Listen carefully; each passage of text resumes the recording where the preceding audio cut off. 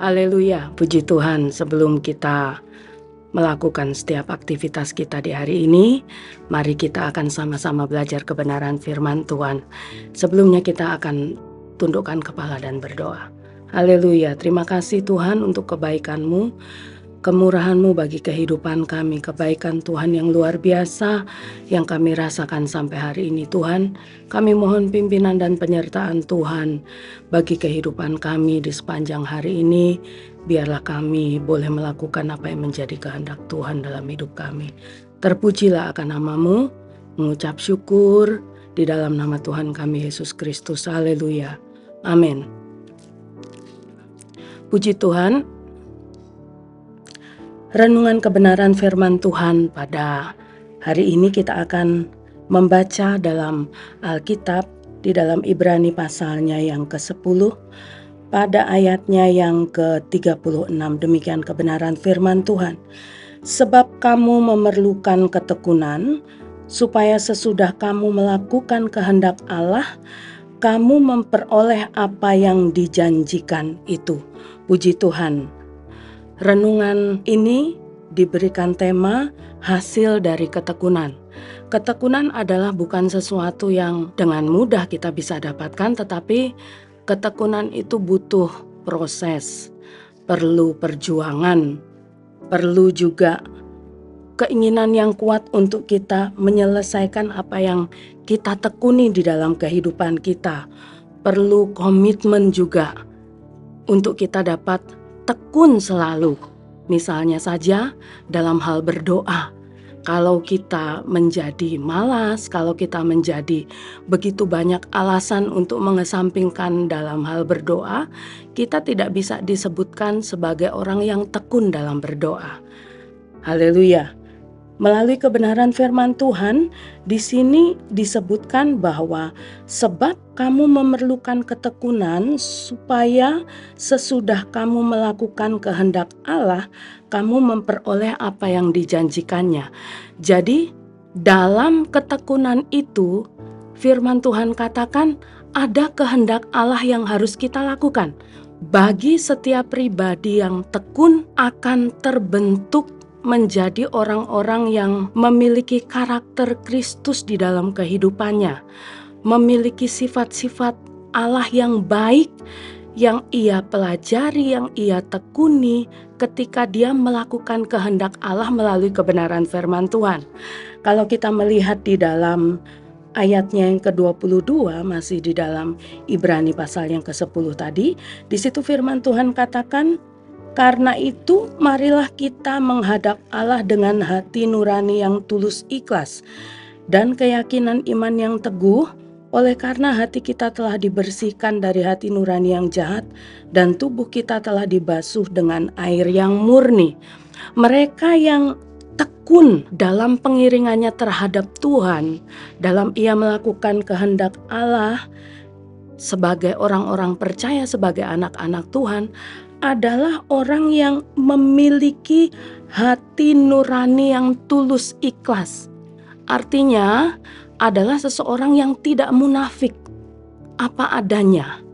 Apa yang dilakukan, apa yang dikatakan itu adalah benar, merupakan kerinduannya, merupakan sikap hidupnya sebagai seorang anak Tuhan. Kalau kita diperkaya dengan kebenaran firman Tuhan, kita tekun dalam melakukan kebenaran firman Tuhan, kita tidak menjadi orang-orang yang hanya memperlihatkan sisi baik saja ketika orang lain memperhatikan kita. Atau hanya disebut sebagai anak Tuhan, orang-orang yang percaya kepada Tuhan ketika kita ada di lingkungan gereja saja. Tidak demikian, tetapi dimanapun kita berada, kita akan menjadi orang yang tulus hati, tulus ikhlas, tidak munafik. Lalu di dalam ayatnya yang ke-23, di situ firman Tuhan juga katakan, marilah kita berpegang pada pengakuan tentang pengharapan kita, sebab Ia yang menjanjikannya setia. Puji Tuhan. Berpegang pada pengharapan Kristus. Artinya orang-orang yang memiliki ketekunan di dalam kehidupannya mau untuk terus tekun sebagai orang percaya, sebagai anak Tuhan adalah seseorang yang punya pengharapan, orang yang optimis, orang yang baru lihat permasalahan sedikit atau belum menjalani persoalan tersebut sudah takut terlebih dahulu. Bukan seperti itu, Bapak Ibu Saudara ya, tetapi orang yang punya keyakinan teguh bahwa pengharapannya kepada Tuhan itu tidak mengecewakan. Ketika dia menghadapi apapun, dia tahu ada Tuhan sebagai jawaban dalam kehidupannya. Ada firman Tuhan yang menguatkan kehidupannya. Kemudian di dalam ayatnya yang ke-24, di situ dikatakan, dan marilah kita saling memperhatikan supaya kita saling mendorong dalam kasih dan dalam pekerjaan baik. Janganlah kita menjauhkan diri dari pertemuan-pertemuan ibadah kita seperti yang dibiasakan oleh beberapa orang, tetapi marilah kita saling menasehati semakin giat melakukannya menjelang hari Tuhan yang mendekat. Puji Tuhan. Orang yang mau untuk terus tekun sebagai orang percaya, sebagai anak Tuhan, penuh dengan kasih, firman Tuhan katakan. Dia tidak menjadi pribadi yang egois dan hanya memikirkan dirinya sendiri, tapi dia penuh dengan kasih, penuh dengan perhatian kepada sesamanya. Bukan hanya kepada orang-orang khusus yang baik terhadap dirinya, tetapi oleh karena Tuhan sudah mengubahkan hidupnya, oleh karena firman itu sudah bertumbuh di dalam kehidupannya, dia pun mampu untuk melakukan hal-hal baik kepada pribadi-pribadi yang sudah mengecewakan dia.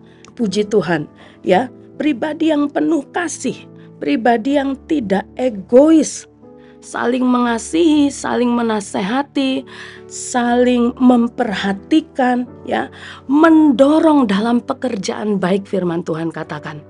Mereka yang mau untuk terus tekun dalam melakukan kehendak Tuhan, dalam menanti kedatangan Tuhan, adalah juga pribadi yang menjaga hidupnya, terus menjaga kekudusan di dalam kehidupannya. Haleluya. Firman Tuhan katakan di dalam Roma pasal yang ke-5 pada ayat yang ke-4 sampai yang ke-5, ketekunan itu menimbulkan tahan uji, ya. Ketekunan itu menimbulkan tahan uji, membawa kepada pengharapan yang tidak mengecewakan, karena kasih Allah yang telah dicurahkan dalam kehidupan kita itu menjamin hidup kita mulai dari saat ini sampai selama-lamanya. Itu jaminan yang Allah berikan dalam kehidupan kita. Bahkan dalam Ibrani 10 ayat yang ke-35, firman Tuhan katakan, ketika kita melepaskan kepercayaan kita, hanya akan ada kekecewaan. Tetapi firman Tuhan katakan, sebab itu janganlah kamu melepaskan kepercayaanmu, karena besar upah yang menantimu. Puji Tuhan. Setia terus, tekunlah terus sebagai seorang anak Tuhan. Firman Tuhan katakan, besar upah yang menantimu. Puji Tuhan. Terima kasih Tuhan untuk kebaikan-Mu, untuk kasih setia Tuhan dalam kehidupan kami. Demikian firman Tuhan yang sudah kami dengar. Kami yakin dan percaya Tuhan, firman-Mu ini akan menolong kehidupan kami untuk kami hidup terus berkenan di hadapan Engkau. Kalau ada yang sudah mulai tawar hati, merasa lelah menghadapi begitu banyak cobaan, Tuhan, kami hanya panggil nama-Mu yang penuh dengan kuasa. Tuhan, tolong umat-Mu. Biarlah Tuhan yang melawat kehidupan mereka, menguatkan supaya mereka tetap berpegang teguh kepada pengharapan yang dari Tuhan, pengharapan yang penuh dengan kepastian dan tidak mengecewakan. Terpujilah akan nama-Mu Tuhan. Kami sambut terima firman-Mu, jalani hari ini bersama dengan Tuhan, hanya di dalam nama Tuhan kami Yesus Kristus. Haleluya. Amin. Puji Tuhan. Bersama Yesus aku kuat.